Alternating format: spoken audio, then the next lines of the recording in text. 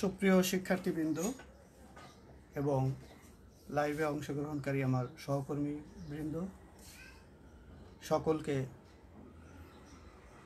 সালাম ও শুভেচ্ছা জানিয়ে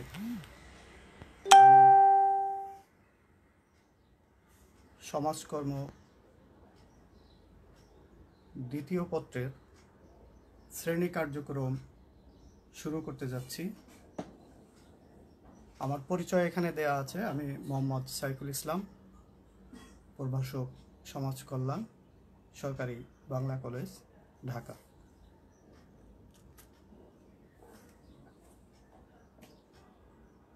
আজকে আমরা যে অধ্যায় সম্পর্কে আলোচনা করব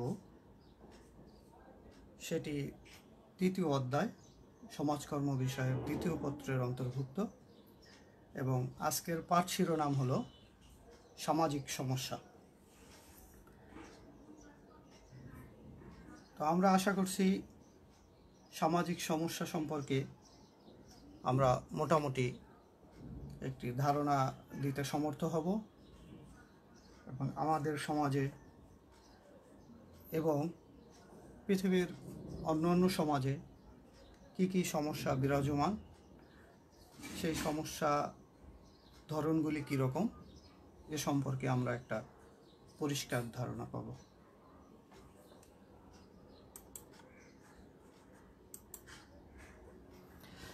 সামাজিক সমস্যা সম্পর্কে জানার জন্য আমাদেরকে প্রথমেই জানা প্রয়োজন যে সমস্যা বলতে আসলে কি বোঝায়।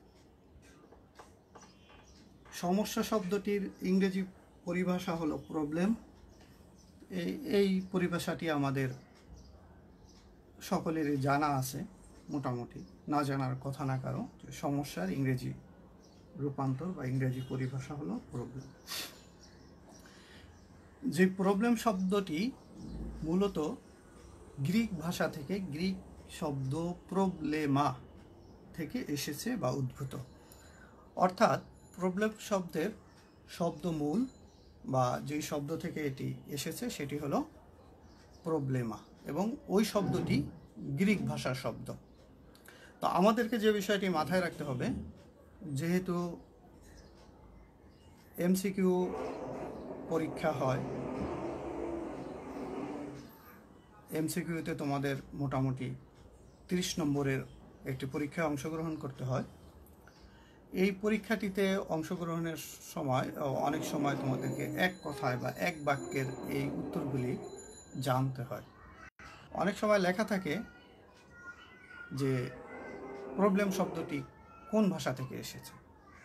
তো সেক্ষেত্রে তোমার যদি জানা থাকে যে এটি গ্রিক ভাষা থেকে এসেছে, তাহলে তুমি হয়তো সহজেই 1 নম্বর পেয়ে যাবে। আবার যদি এরকম প্রশ্ন হয় যে প্রবলেম শব্দর গ্রিক শব্দরূপ কোনটি, সেক্ষেত্রে প্রবলেমা থাকতে পারে বা অন্য কোনো শব্দও থাকতে পারে। তো যেটাই থাকুক না কেন, আমার মূল বিষয় হলো তোমরা যখন সৃজনশীল প্রশ্নপত্রে পরীক্ষার জন্য অংশগ্রহণ করবা, সেক্ষেত্রে তোমাদেরকে অবশ্যই এই খুঁটিনাটি বিষয়গুলি সম্পর্কে বা ছোটোখাটো বিষয় সম্পর্কে স্পেসিফিক ধারণা নিয়ে যেতে হবে। যদি স্পেসিফিক ধারণা নিয়ে যেতে পারো, তাহলে তুমি সঠিক উত্তর করতে পারবা এবং সঠিক নম্বরটি পাওয়ার সুযোগ থাকবে। আর যদি তুমি সঠিক উত্তর করতে না পারো, তাহলে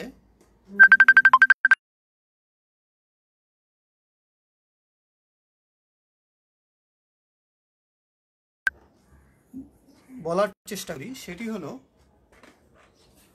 তোমাদেরকে সবসময় খুঁটিনাটি ছোটোখাটো এই বিষয়গুলি সম্পর্কে জানতে হবে। তো আমরা সবসময় চেষ্টা করব যে তোমাদেরকে এই ছোটোখাটো বিষয়গুলি সম্পর্কে একটা পরিষ্কার ধারণা দেওয়ার জন্য। আচ্ছা, এখন আমরা দেখব, আমরা সমস্যা সম্পর্কে জানলাম, এখন আমরা জানব সামাজিক সমস্যা কি, আমাদের মূল আলোচনার বিষয় যেটি। সামাজিক সমস্যা হলো একটি অপ্রত্যাশিত এবং অনাকাঙ্ক্ষিত পরিস্থিতি। সামাজিক সমস্যা বলতে আমরা বুঝলাম এটি একটি অপ্রত্যাশিত, অনাকাঙ্ক্ষিত, আনএক্সপেক্টেড সিচুয়েশন আমরা যাকে বলি, যেই অবস্থাটি আমরা কেউ প্রত্যাশা করি না। এমন একটি অবস্থা, যে অবস্থাটি আমাদের কাছে কাঙ্ক্ষিত না, অর্থাৎ আমরা চাই না এমন একটা সিচুয়েশনের মধ্যে পড়ি। এমন সিচুয়েশনটা হলো সামাজিক সমস্যার একটি বৈশিষ্ট্য আমরা বলতে পারি। তাহলে এই সিচুয়েশনটা কিভাবে তৈরি হলো? এই সিচুয়েশনটা সমাজ থেকেই তৈরি হয়। এই সিচুয়েশনটা সমাজের বাইরে থেকেও আসে না, এবং সমাজের অন্য মানুষের, অর্থাৎ এটি যেমন আমরা প্রাকৃতিক দিক থেকে অনেক সমস্যার সম্মুখীন হই, সেরকম কোনো সমস্যাও না। আবার এই সমস্যাটি আকাশ থেকেও আসে না, সাগর থেকেও আসে না, অন্য কোথাও থেকে আসে না। সামাজিক সমস্যাটি মূলত সমাজের ভিতর থেকেই তৈরি হয়, অর্থাৎ সমাজের মানুষের আচরণের, কাজকর্মের, কার্যক্রমের মধ্য দিয়ে এমন একটি পরিস্থিতি তৈরি হয় যেই পরিস্থিতিটি আমরা প্রত্যাশা করি না। তাহলে এমন অপ্রত্যাশিত পরিস্থিতির আরও কিছু গুণাগুণ থাকা দরকার সামাজিক সমস্যা হওয়ার জন্য। সেটির আরেকটি হলো, এটি সমাজের অধিকাংশ মানুষের উপর প্রভাব বিস্তার করে।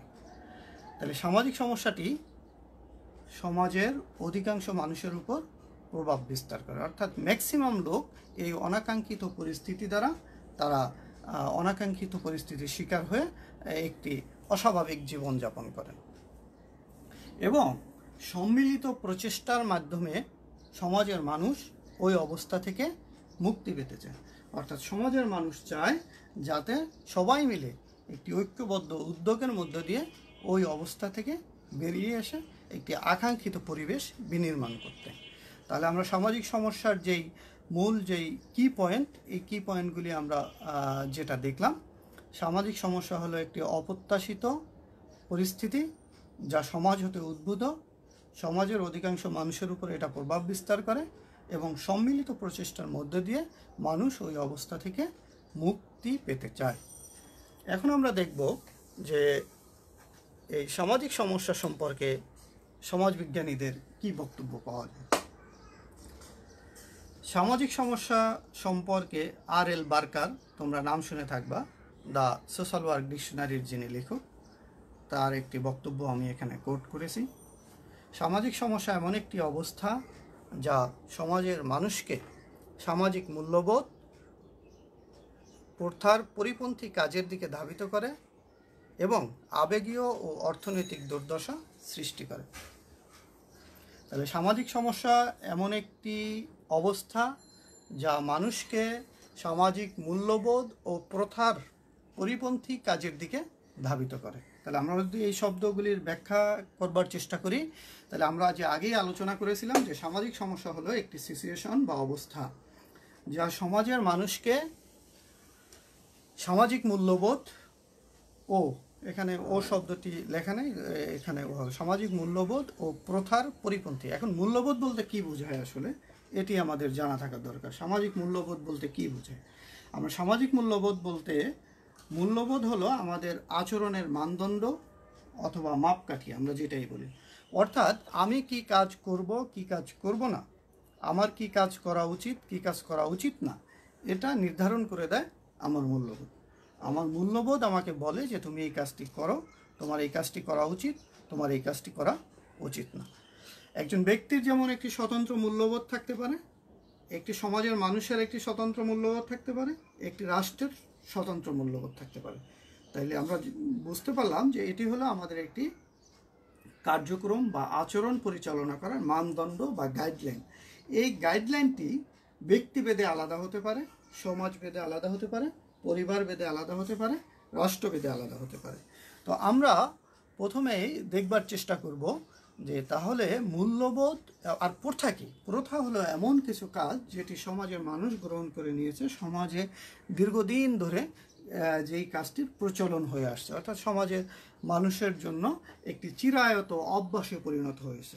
তাহলে এমন কাজের পরিপন্থী, অর্থাৎ যেটি মূল্যবোধ সমর্থন করে না, আমার মূল্যবোধ চায় না এমন একটি অবস্থা, সমাজের মূল্যবোধ, সামাজিক মূল্যবোধ প্রত্যাশা করে না এমন একটা সিচুয়েশন চলে আসুক, যদিও ওই রকম সিচুয়েশন আমাদের সামনে দৃশ্যমান হয়, তাহলে সেই সমস্যাটিকেই বলা হয়েছে বা সেই অবস্থাটিকেই বলা হয়েছে সামাজিক সমস্যা। এবং সেটি একটি মানুষের ইমোশন, আবেগ এবং মূল্যবোধের দুর্দশা সৃষ্টি করে, অর্থাৎ মানুষের আবেগ এবং মূল্যবোধকে ক্ষতিগ্রস্ত করে, মানুষের আবেগীয় এবং অর্থনৈতিক দুর্দশা সৃষ্টি করে, মানুষ আর্থিকভাবে ক্ষতিগ্রস্ত হয় এবং আবেগের দিক থেকেও মানুষ ক্ষতিগ্রস্ত হয়, তার জন্য একটি কষ্টকর সিচুয়েশন প্রত্যাশা বা উপস্থিত হয়। তাহলে আমরা এমন একটি বক্তব্য পেলাম রবার্ট আর.এল. বার্কারের বক্তব্য থেকে, যে সামাজিক সমস্যা হলো এমন একটি অবস্থা যা সমাজের মানুষকে সামাজিক মূল্যবোধ ও প্রথার পরিপন্থী কাজের দিকে ধাবিত করে এবং আবেগীয় ও অর্থনৈতিক দুর্দশা সৃষ্টি করে।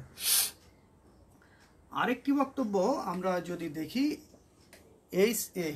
ফেলস, তিনি একটি বক্তব্য দিয়েছেন, সামাজিক সম্পর্কের অস্বাভাবিকতাই হচ্ছে সামাজিক সমস্যা। অর্থাৎ সমাজের মধ্যে আমরা যারা বসবাস করি তারা একটি সম্পর্কের ভিত্তিতে এখানে বসবাস করি, আমাদের প্রত্যেকের মধ্যে একটি সম্পর্ক আছে, সেই সম্পর্কটির যোগসূত্র এক এক রকম, সেই সম্পর্কটির উদ্দেশ্য একই রকম, এক এক রকম, সেই সম্পর্কটির হতে পারে কার্যক্রম বা পরিচালনা পদ্ধতি এক এক রকম, কিন্তু বাস্তবতা হলো যে এই সম্পর্কটি সামাজিক সম্পর্কের অস্বাভাবিকতা, অর্থাৎ সামাজিক সম্পর্কটিকে যদি আমরা অস্বাভাবিক অবস্থায় দেখতে পাই, যে সম্পর্কটি অস্বাভাবিক, স্বাভাবিক হলো কোনটা, যেটা আমরা প্রত্যাশা করি, আমাদের সমাজের সদস্যদের মধ্যে পারস্পরিক বোঝাপড়া, পারস্পরিক আচরণ এবং পারস্পরিক যে মিথস্ক্রিয়া, এই বিষয়গুলি যদি স্বাভাবিকভাবে সম্পন্ন হয় তাহলে সেটি সামাজিক সমস্যা না। আর এই সম্পর্কের মধ্যে যখন দেখা দেয় একটি অস্বাভাবিক অবস্থা, তখন সেটাকেই আমরা বলছি সামাজিক সমস্যা। আমরা পি.বি. হন্টন ও জে.আর. লেসলি, ওনাদের একটি বই আছে সোশিওলজি অ্যান্ড সোশ্যাল প্রবলেম, এই গ্রন্থে সামাজিক সমস্যার তারা একটি সংজ্ঞায়ন করেছেন। সামাজিক সমস্যা বলতে এমন এক অবস্থাকে বোঝায় যা অধিকাংশ লোকের উপর ক্ষতিকর প্রভাব বিস্তার করে এবং সমবেত কার্যক্রমের মাধ্যমে কিছু করার প্রয়োজনীয়তা অনুভূত হয়। অর্থাৎ সামাজিক সমস্যা এমন একটি সিচুয়েশন যেটি সমাজের অধিকাংশ মানুষের উপর ক্ষতিকর প্রভাব বিস্তার করে। প্রভাব আমাদেরকে সকল কিছুই আমাদের উপর প্রভাব বিস্তার করে, কখনো ভালো প্রভাব বিস্তার করে, কখনো খারাপ প্রভাব বিস্তার করে। যখন সে আমাদের সমাজের একটি সিচুয়েশন যখন আমাদের উপর একটি ক্ষতিকর প্রভাব বিস্তার করবে এবং সমাজের মানুষ সমবেত সামাজিক কার্যক্রম পরিচালনার মাধ্যমে কিছু করার প্রয়োজনীয়তা অনুভব করে, তখন সেটাকে আমরা বলছি সামাজিক সমস্যা। এটি আমাদের বক্তব্য নয়, এটি হলো পি.বি. হন্টন এবং জে.আর. লেসলি, তাদের গ্রন্থের মধ্যে তারা এই বক্তব্যটি দিয়েছেন। আমরা সামাজিক সমস্যা সম্পর্কে যেই আলোচনা এতক্ষণ করলাম বা শুনলাম, এই আলোচনার আলোকে আমরা সামাজিক সমস্যার একটি সংজ্ঞায়ন আমরা নিজেরাই হয়তো তৈরি করতে পারবো এখন। তাহলে এই সংজ্ঞাটি হলো, সামাজিক সমস্যা হলো এমন একটি অপ্রত্যাশিত, তোমরা আরও শব্দ যোগ করতে পারো এর সাথে, অপ্রত্যাশিত, অনাকাঙ্ক্ষিত, অবাঞ্ছিত এবং ক্ষতিকর পরিস্থিতি অথবা অবস্থা। আমি আবার বলছি, সামাজিক সমস্যা হলো এমন একটি অপ্রত্যাশিত, অনাকাঙ্ক্ষিত, অপ্রত্যাশিত এবং ক্ষতিকর পরিস্থিতি বা অবস্থা যা সমাজ হতে উদ্ভূত হয়ে, অর্থাৎ সমাজ থেকেই তৈরি হয়ে সমাজের অধিকাংশ মানুষের উপর প্রভাব বিস্তার করে এবং সম্মিলিত প্রচেষ্টার মাধ্যমে সমাজের মানুষ ওই অবস্থা থেকে মুক্তি পেতে চায়। অর্থাৎ সমাজের মানুষের একটি আকাঙ্ক্ষা হলো এরকম একটি সিচুয়েশন থেকে যেন তারা মুক্তি পেতে পারে। তো আমরা মনে হয় সামাজিক সমস্যার সংজ্ঞাটি ক্লিয়ার করতে পারছি।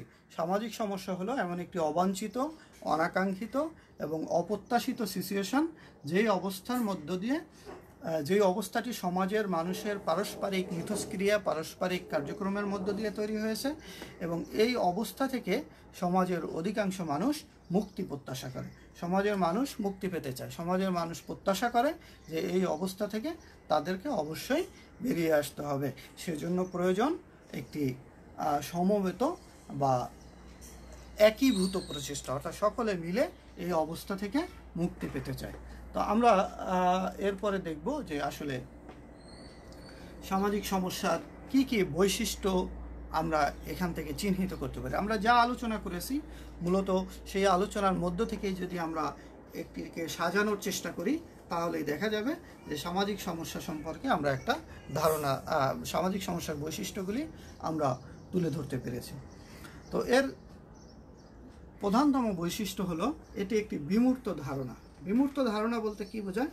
যে বিষয়টিকে দেখা যায় না, ছোঁয়া যায় না, ধরা যায় না, শুধু কনসেপ্ট অর্থাৎ একটি ধারণা আমাদের মধ্যে পরিষ্কার হয়েছে যে সামাজিক সমস্যা বলতে একটা বিষয় আছে, কিন্তু এই সমস্যাটা কি এটাকে কিন্তু আমরা হাত দিয়ে ধরতে পারবো না, কাউকে দেখিয়ে দিতে পারবো না চোখ দিয়ে।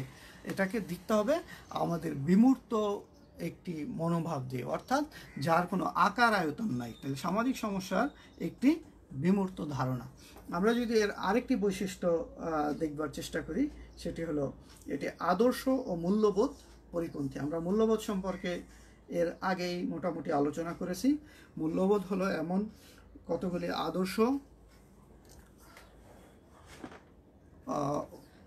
আদর্শ ও বিশ্বাসের সমষ্টি যা মানুষকে নিজের কাজের দিকে ধাবিত করে এবং অন্যের কাজের ভালো মন্দ বিচার করার ক্ষমতা প্রদান করে। আমি আবারও তোমাদেরকে মূল্যবোধের একটি ছোট সংজ্ঞা সেটি দেওয়ার চেষ্টা করছি। মূল্যবোধ হলো এমন কতগুলি আদর্শ ও বিশ্বাসের সমষ্টি যা মানুষকে নিজের কার্যক্রম পরিচালনার জন্য দিক নির্দেশনা প্রদান করে এবং অন্যের কাজের ভালো মন্দ বিচার করার ক্ষমতা প্রদান করে। এই জন্য মূল্যবোধকে বলা হয় আচরণের মানদণ্ড, অর্থাৎ আমি কি আচরণ করব আর অন্যের আচরণটাকে কিভাবে দেখব, এই দুইটা বিষয় নির্ভর করে আমার মূল্যবোধের উপর। তোমরা দেখবা যে একই কাজ ভিন্ন মানুষের কাছে ভিন্নভাবে মূল্যায়িত হয়। অর্থাৎ কেউ একই কাজকে ইতিবাচকভাবে দেখে, আবার অনেকে ওই কাজটিকে নেতিবাচকভাবে দেখে। কারণ কি? কারণ হলো দুইজনের মূল্যবোধ দুই রকম। তুমি একটা অন্যায় করার পরে হয়তো তোমাকে কেউ বাহবা দিতে পারে, আবার অনেকেই ঘৃণা করবে। তাহলে যে বাহবা দিবে কারণ হলো তার মূল্যবোধটি ওইভাবে তৈরি করা, তার আদর্শ বিশ্বাসগুলি ওইভাবে তৈরি করা। আবার যারা এটাকে ঘৃণা করবে তাদের মূল্যবোধটি ওই আদর্শ বিশ্বাসের উপর ভিত্তি করে দাঁড় করানো। তার মানে আমরা যেই আদর্শ এবং বিশ্বাস ধারণ করব সেই আদর্শ বিশ্বাসের আলোকেই আমাদের মূল্যবোধ গড়ে উঠবে। আর মূল্যবোধ হলো আমাদের আচরণকে, নিজের আচরণ কি করতে হবে সেটা যেমন বলে দেয়, অন্যের আচরণ সম্পর্কে মূল্যায়ন করারও ক্ষমতা প্রদান করে। তো আমরা এরপরে আরও কিছু বৈশিষ্ট্য দেখবার চেষ্টা করি। সামাজিক সম্পর্ক ও মিথস্ক্রিয়া থেকে উদ্ভব। আমরা যেটা আগেই বলে আসছি যে সামাজিক সমস্যার বৈশিষ্ট্য হলো সামাজিক সম্পর্ক ও মিথস্ক্রিয়া থেকে এর উদ্ভব। অর্থাৎ সামাজিক সমস্যা সবসময় তৈরি হয় সমাজ থেকে। সমাজ কিভাবে তৈরি হয়? সমাজের মানুষের পারস্পরিক সম্পর্ক এবং মিথস্ক্রিয়া থেকে। সমাজের তো কোনো আকার আকৃতি আয়তন নাই। সমাজ একটা গাছের মতো না যে এখান থেকে সমস্যা বের হয়ে আসবে, অথবা সমাজ একটা কোনো প্রাণী না যে তার থেকে বের হয়ে আসবে। সমাজ একটি বিমূর্ত ধারণা। এই ধারণার মধ্য থেকে কিভাবে সমস্যা তৈরি হয়? সমাজের মানুষের বা সমাজের সদস্যদের পারস্পরিক সম্পর্ক এবং মিথস্ক্রিয়া থেকে এটি তৈরি হয়। আর এই সমস্যাটি সর্বজনীন। এই সমস্যাটি কোনো একজন বা এককের জন্য অথবা এক ব্যক্তির কাছ থেকে অথবা একজন এটা নির্ধারণ করে দেয় এরকম না, বা সমাজের ক্ষুদ্র একটি অংশের জন্য সমস্যা সেরকম না। এই সমস্যাটি সর্বজনীন। এই সমস্যাটি সমাজের, আমরা আগেই বলে আসছি, এটি অধিকাংশ মানুষকে এটার মধ্যে এটার অন্তর্ভুক্ত করে। আর হলো পরিমাপযোগ্য, অর্থাৎ সামাজিক সমস্যা এমন কোনো সমস্যা না যেটাকে মেজারমেন্ট করা যাবে না, সেটাকে বোঝা যাবে না, সেটাকে উপলব্ধি করা যাবে না। সামাজিক সমস্যাটা পরিমাপ করবার, অর্থাৎ তাকে যাচাই বাছাই করবার অথবা তাকে মানদণ্ড দিয়ে দেখবার যে এই সমস্যাটা কতটুকু গভীরে আছে, কি আছে, এটি যাচাই বাছাই করবার সুযোগ আছে। আর এই সমস্যার অন্যতম আরেকটি বৈশিষ্ট্য হলো এই সমস্যা সমাধানের জন্য প্রয়োজন হলো যৌথ প্রচেষ্টা। তাহলে সামাজিক সমস্যার সমাধানের জন্য প্রয়োজন যৌথ প্রচেষ্টা। যদি যৌথ প্রচেষ্টা গ্রহণ করা না হয় তাহলে এই সামাজিক সমস্যা সমাধান করা সম্ভব হয় না। সামাজিক সমস্যা বিচ্ছিন্নভাবে একটা গ্রুপ বা একজন ব্যক্তি অথবা একটি পরিবার অথবা বন্ধু বান্ধবদের একটি লিটল পেয়ার গ্রুপ, এই সব দিয়ে সামাজিক সমস্যা মোকাবেলা করা সম্ভব হয় না। এটা সমাধানের জন্য প্রয়োজন সমাজের সকল শ্রেণী পেশার মানুষের সমবেত অংশগ্রহণের মধ্য দিয়ে একটি সুষ্ঠু স্বাভাবিক পরিবেশ বিনির্মাণের মাধ্যমে এই সামাজিক সমস্যা থেকে মুক্ত হওয়া সম্ভব। তাহলে সামাজিক সমস্যার আমরা কতগুলি বৈশিষ্ট্য সম্পর্কে আজকে জানতে পারলাম। এর একটি হলো সামাজিক সমস্যা একটি বিমূর্ত ধারণা, এটি সামাজিক সম্পর্ক এবং মিথস্ক্রিয়া থেকে উদ্ভূত, আদর্শ এবং মূল্যবোধ পরিপন্থী, সামাজিক সমস্যা সার্বজনীন, সামাজিক সমস্যা পরিমাপযোগ্য এবং সামাজিক সমস্যা সমাধানে প্রয়োজন যৌথ প্রচেষ্টা। আমরা এরপরে দেখব যে সামাজিক সমস্যা তৈরি হওয়ার পিছনে কি কারণ কাজ করে অথবা কি কারণগুলি দায়ী। আমরা দেখতে পাচ্ছি আমাদের এই স্লাইডে একজন সমাজবিজ্ঞানী CM কেইস তার মতানুসারে 4টি বিষয়কে সামাজিক সমস্যার কারণ হিসাবে উল্লেখ করা হয়েছে। তো এই 4টি বিষয়ের মধ্যে একটি হলো প্রতিকূল প্রাকৃতিক অবস্থা, অর্থাৎ আমরা সবসময় প্রকৃতি থেকে আমাদের জীবন ধারণের জন্য, আমাদের সমাজকে পরিচালনা করবার জন্য প্রকৃতি থেকে অনেক কিছু আমরা গ্রহণ করে থাকি। প্রকৃতি আমাদেরকে দুহাত প্রসারিত করে আমাদেরকে অনেক বিপদ আপদ থেকে রক্ষা করে থাকে। প্রকৃতি আমাদের স্বাভাবিক কার্যক্রম পরিচালনার ক্ষেত্রেও আমাদেরকে একটি সঠিক গাইডলাইন অথবা দিয়ে থাকে। তো এই প্রতিকূল প্রাকৃতিক অবস্থা যখন প্রকৃতির কাছ থেকে আমরা এই অনুকূল আচরণ না পেয়ে প্রতিকূল আচরণ পাই, এটা কিভাবে আমি একটু উদাহরণ দিয়ে তোমাদেরকে বোঝাবো। অর্থাৎ প্রকৃতির কাছ থেকে যখন আমরা প্রত্যাশিত বিহেভিয়ার পাই না, প্রকৃতির কাছ থেকে যখন আমাদের আচরণগুলি প্রত্যাশিত হয় না, বা আমরা যেভাবে প্রকৃতিকে চাই সেভাবে প্রকৃতিকে পাই না, তখন আমাদের সমাজ জীবনে নানামুখী সমস্যা তৈরি হয়। তো আমরা যেমন ধরি যে আমরা যদি আমাদের জলবায়ু যদি আমাদের ফসল উৎপাদনের জন্য অনুকূল থাকে,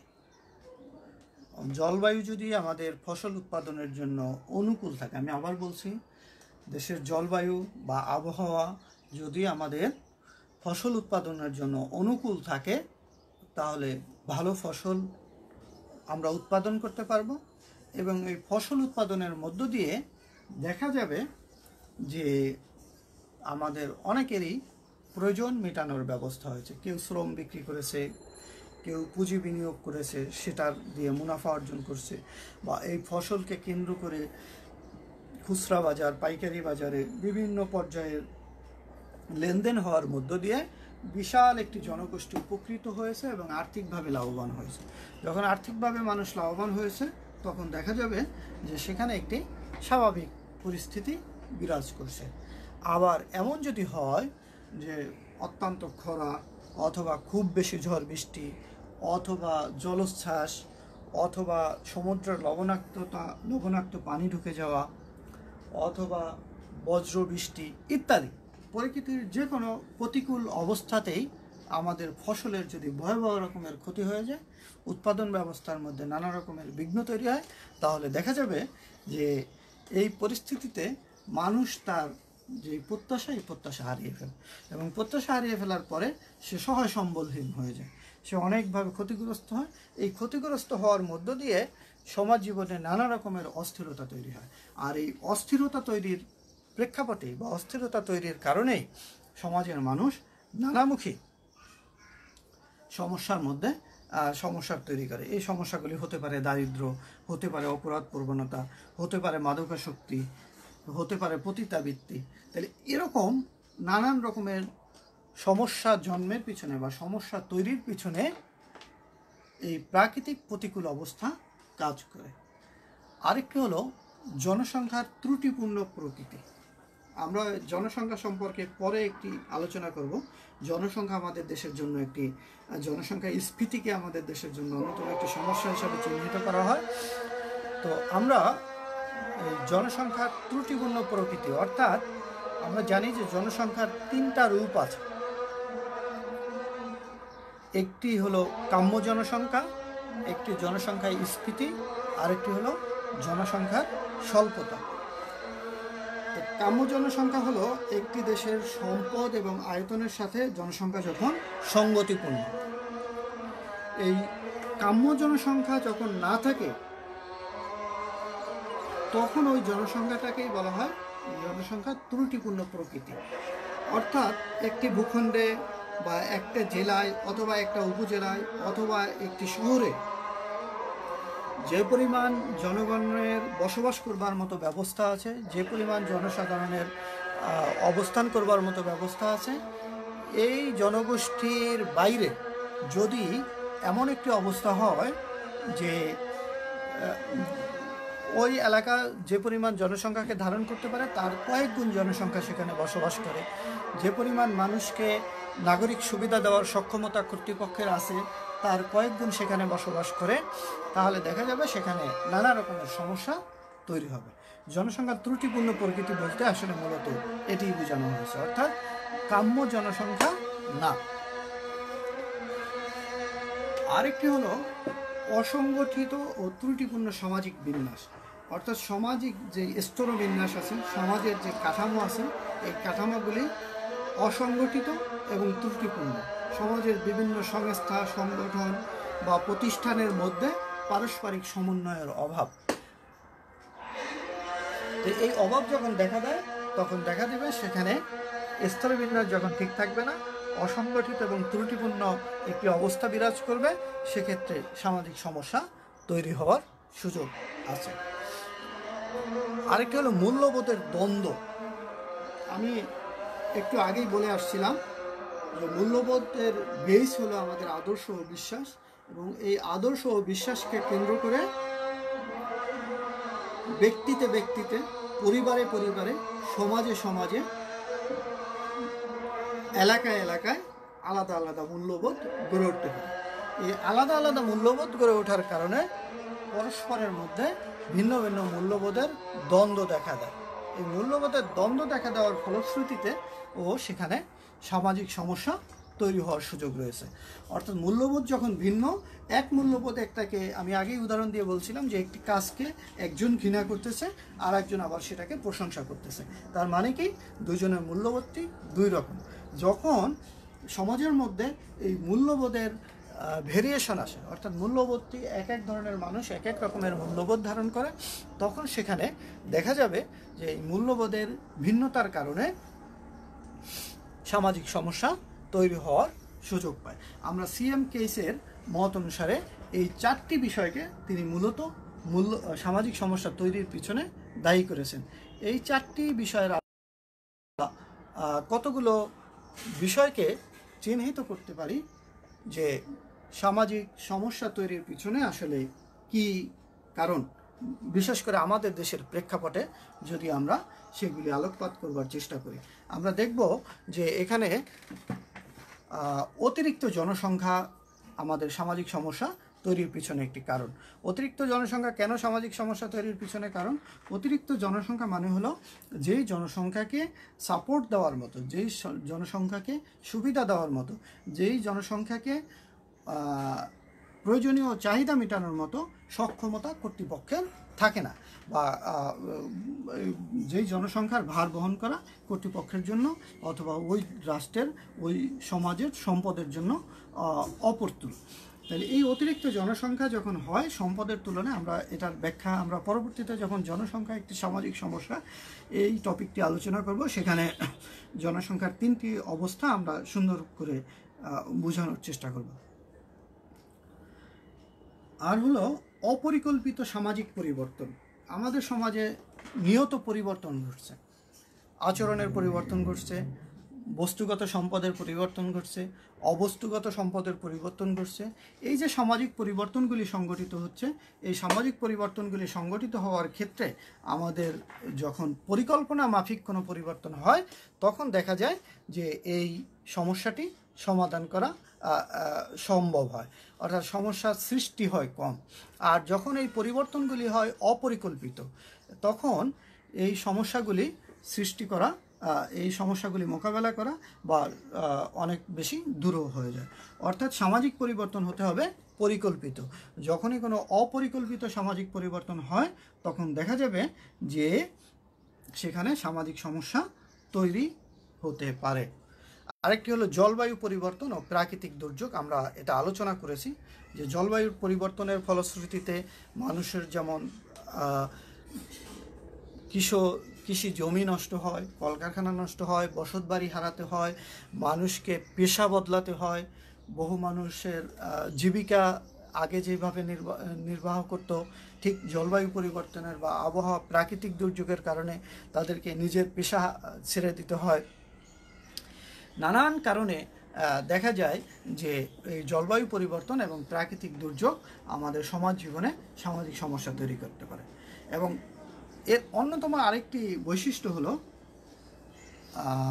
সামাজিক সমস্যা পরস্পর নির্ভরশীল। একটি সমস্যার সাথে আরেকটি সমস্যা ওতপ্রোতভাবে জড়িয়ে থাকে। অর্থাৎ আমরা সামাজিক সমস্যা একটি সমস্যাকে আরেকটি সমস্যা থেকে আলাদা করতে পারি না।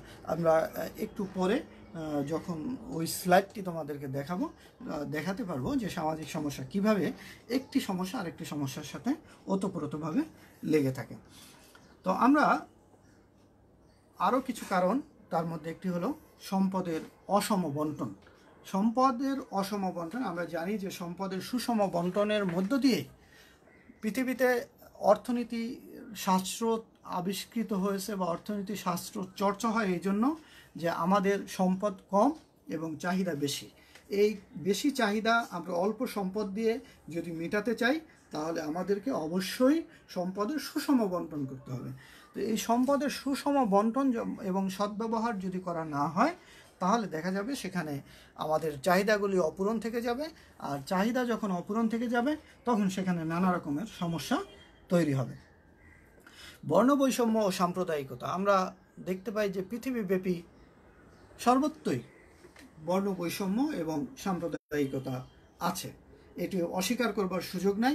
যে মানুষটি কি নিজেকে খুব বেশি অসাম্প্রদায়িক দাবি করে, দেখা যাবে তার আচরণগুলি বিশ্লেষণ করলে তার পারিবারিক, তার চিন্তা চেতনা, তার আত্মীয়তা করবার একটি বোধ, অথবা তার ছেলে মেয়েকে বিয়ে দেওয়ার জন্য যখন পছন্দ অপছন্দের বিষয় আসে তখন দেখা যাবে তাদের মধ্যে বর্ণবৈষম্য এবং সাম্প্রদায়িকতা আছে। তো খুব কম মানুষ পৃথিবীতে পাওয়া যাবে যারা একেবারে পূর্ণ মাত্রায় অসাম্প্রদায়িক এবং বৈষম্যহীন। তো আমরা চেষ্টা করব সবাই অসাম্প্রদায়িক হওয়ার জন্য এবং এখন এই মাত্রার ভিন্নতা, কিন্তু খুব অল্প সংখ্যক মানুষই চরম পর্যায়ের সাম্প্রদায়িক এবং বর্ণ বৈষম্যকে বিশ্বাস করে, অধিকাংশ মানুষই লিবারেল। তো আমরা এই বর্ণ বৈষম্য এবং সাম্প্রদায়িকতা যেই সমাজের মধ্যে থাকে সেই সমাজের মধ্যে দেখা যাবে যে সাম্প্রদায়িকতা খুব বেশি সামাজিক সমস্যা খুব বেশি তৈরি হচ্ছে। রাজনৈতিক অস্থিরতা ও সামাজিক সমস্যা সৃষ্টির পিছনে দায়ী। রাজনৈতিক অস্থিরতা থেকে তৈরি হয় নানা রকম দুর্ঘটনা, রাজনৈতিক কর্মসূচি থেকে ও অনেক সময় নানা রকম অন্যায় কার্যক্রম পরিচালনা করা হয় এবং এই রাজনৈতিক প্রতিপক্ষকে দমনের প্রচেষ্টা করা হয়। এই নানান রকমের অস্থিরতা থেকে সমাজের মানুষের মধ্যে একটি সমস্যা তৈরি হয়। আমরা আরেকটি চিত্র জানি, আমরা শিল্পায়নের সমাজকর্ম প্রথম অধ্যায়ে আমরা শিল্পায়ন সম্পর্কে আলোচনা করেছিলাম। সেখানে দেখা যাবে যে শিল্পায়নের ফলশ্রুতিতে তৈরি হয় শহরায়ন এবং শহরায়নের ফলশ্রুতিতে সেখানে নানা রকমের সামাজিক সমস্যা উদ্ভব হয়। সেই সমস্যাগুলি মোকাবেলা করবার জন্য মূলত পেশাদার সমাজকর্মের যাত্রা শুরু হয়েছিল ইংল্যান্ডে। তো এই সামাজিক সমস্যা শিল্পায়নের ফলশ্রুতিতে শহরায়ন হয় এবং শহরায়নটি যখন পরিকল্পিত না হয় তখনই সেখানে সামাজিক সমস্যা দেখা দেয়। আমরা আরেকটি কারণ চিহ্নিত করতে পারি, সেটি হলো সাংস্কৃতিক ব্যবধান। তো এই সাংস্কৃতিক ব্যবধান কি কালচারাল গ্যাপ বলা হয়। আমরা জানি যে সংস্কৃতিটা প্রধানত দুই ধরনের, একটি বস্তুগত সংস্কৃতি এবং আরেকটি অবস্তুগত সংস্কৃতি। বস্তুগত সংস্কৃতি হলো যেটাকে ধরা যায়, ছোঁয়া যায়, স্পর্শ করা যায়। আমরা বই খাতা মোবাইল ফোন কম্পিউটার যেগুলি আমরা এই যে টেকনোলজির কাজে ব্যবহার করছি, অর্থাৎ যা কিছুই আমাদের ব্যবহারের মধ্যে ব্যবহার করি সেগুলি যেগুলি দৃশ্যমান, যেগুলি স্পর্শ করা যায় সেগুলি হলো বস্তুগত সংস্কৃতি। আর আমাদের মেধা, প্রজ্ঞা, বিশ্বাস, আদর্শ যেগুলি দেখা ছোঁয়া যায় না কিন্তু অস্তিত্ব আছে, এইগুলি হলো আমাদের অবস্তুগত সংস্কৃতি। এখন বস্তুগত সংস্কৃতি যত দ্রুত পরিবর্তিত হয়, অবস্তুগত সংস্কৃতি তত দ্রুত পরিবর্তিত হতে পারে না, পাল্লা দিয়ে সমান তালে চলতে পারে না। হয়তো অনেকের ক্ষেত্রে পারে, কিন্তু অধিকাংশের ক্ষেত্রে বস্তুগত সংস্কৃতির সাথে পাল্লা দিয়ে অবস্তুগত সংস্কৃতি চলতে পারে না। যখনই দুই সংস্কৃতি সমান তালে চলতে পারে না, তখনই সেখানে সাংস্কৃতিক ব্যবধান বা কালচারাল গ্যাপ দেখা দেয়। এই কালচারাল গ্যাপ দেখা দেওয়ার ফলশ্রুতিতে সেখানে তৈরি হয় সামাজিক সমস্যা। তো আমরা সামাজিক সমস্যার অনেকগুলি কারণ মোটা দাগে দেখলাম। আমরা কতগুলি সামাজিক সমস্যা যা তোমাদের পাঠ্য বইতে আছে, আমরা ধারাবাহিকভাবে একটা একটা করে আলোচনা করব।